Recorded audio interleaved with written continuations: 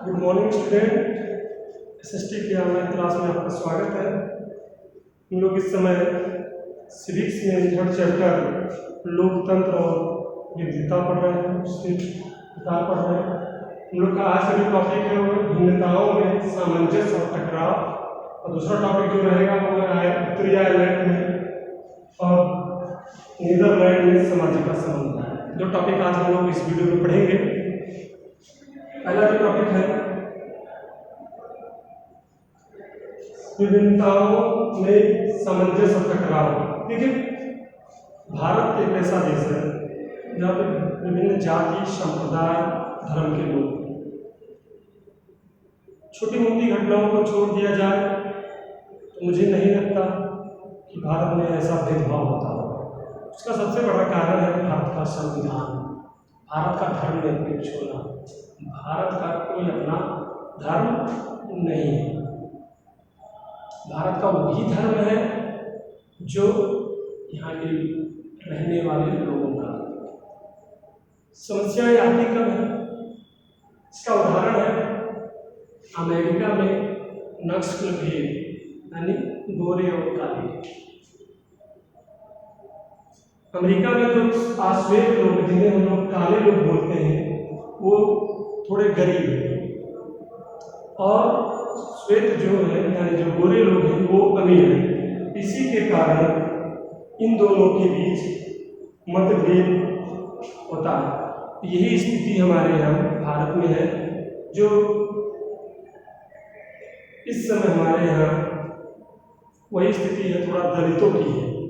दलित वर्ग भी हमारे यहाँ थोड़ा सा पिछड़ा और उपेक्षित है, लेकिन उनके उत्थान के लिए भी सरकार ने संविधान में उनके लिए आरक्षण, राजनीतिक आरक्षण, शैक्षिक आरक्षण और सारी चीज़ों की व्यवस्था कर रखी है।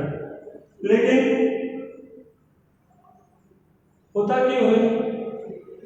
अगर इनके लिए सही शिक्षा, जॉब, व्यापार या समानता मिलती रहे तो यह संभावनाएं उनके आपस में लड़ने की नहीं है।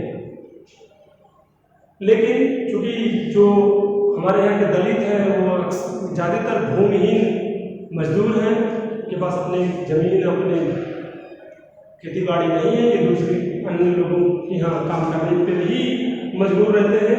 इसीलिए इनके जो आर्थिक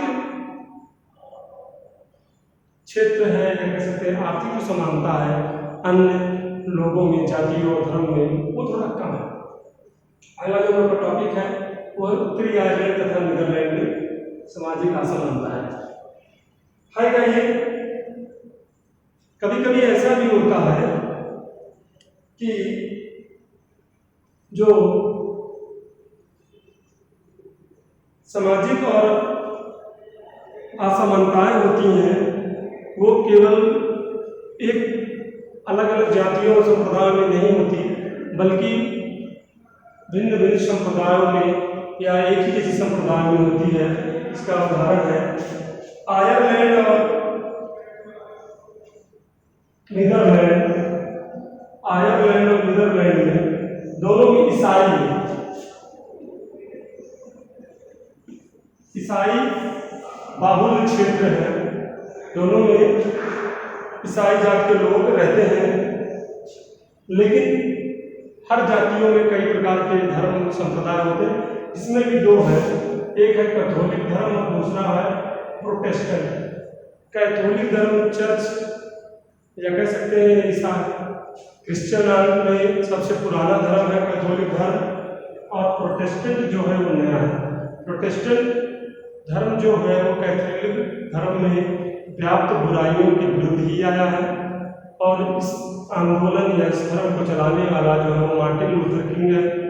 मार्टिन लूथर ने ही चर्च के खिलाफ, चर्च में व्याप्त बुराइयों को दूर करने के लिए ही एक प्रोटेस्ट किया था। प्रोटेस्ट यानी सुरक्षा किया था, और इसी को मानने वाले प्रोटेस्ट कहलाए, और प्रोटेस्टेंट धर्म की स्थापना हुई। हुआ क्या, दोनों में उत्तरी आयरलैंड में, जो उत्तरी आयरलैंड है, इसमें जो है धर्म और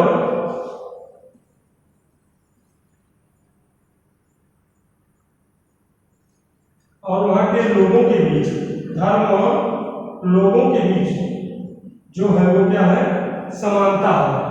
यानी लोग एक दूसरे के धर्म को क्या करते हैं, सम्मान देते हैं, आदर देते हैं, कोई भेदभाव नहीं है। लेकिन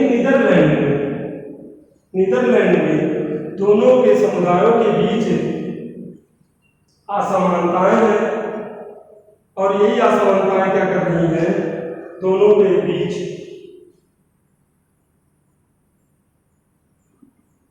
दूरियां पैदा कर रही है कि नीदरलैंड में जो है, जो दो वर्ग है वो धनी वर्ग है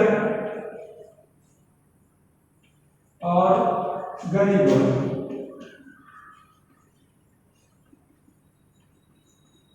इन्हीं दोनों वर्गों में असमानताएं हैं और इन्हीं असमानताओं के कारण दोनों समुदायों में अक्सर तनातनी या कह सकते हैं मतभेद रहते हैं। कोई भी देश जब तक दोनों संप्रदाय या सभी संप्रदाय, जितने भी संप्रदाय हैं, उन संप्रदाय को लेकर एक साथ नहीं चलेगा, तब तक वह देश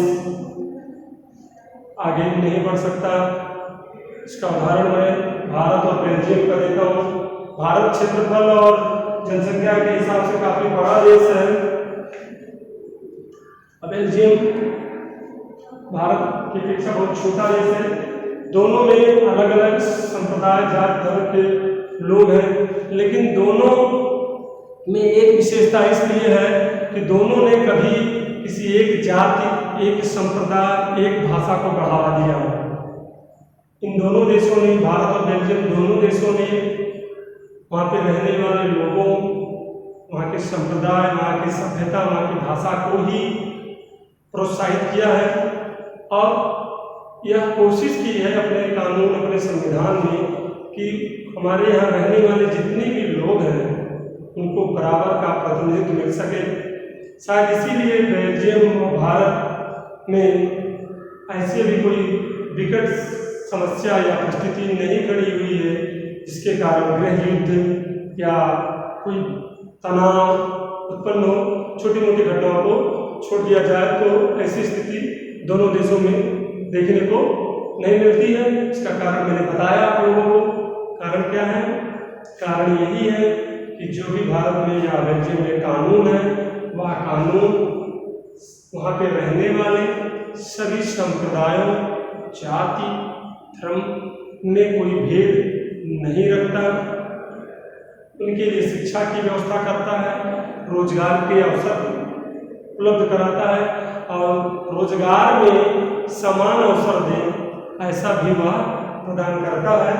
यह भी हम लोग का टॉपिक आज खत्म होता है। अगले टॉपिक में हम लोग मिलेंगे नए वीडियो में। धन्यवाद।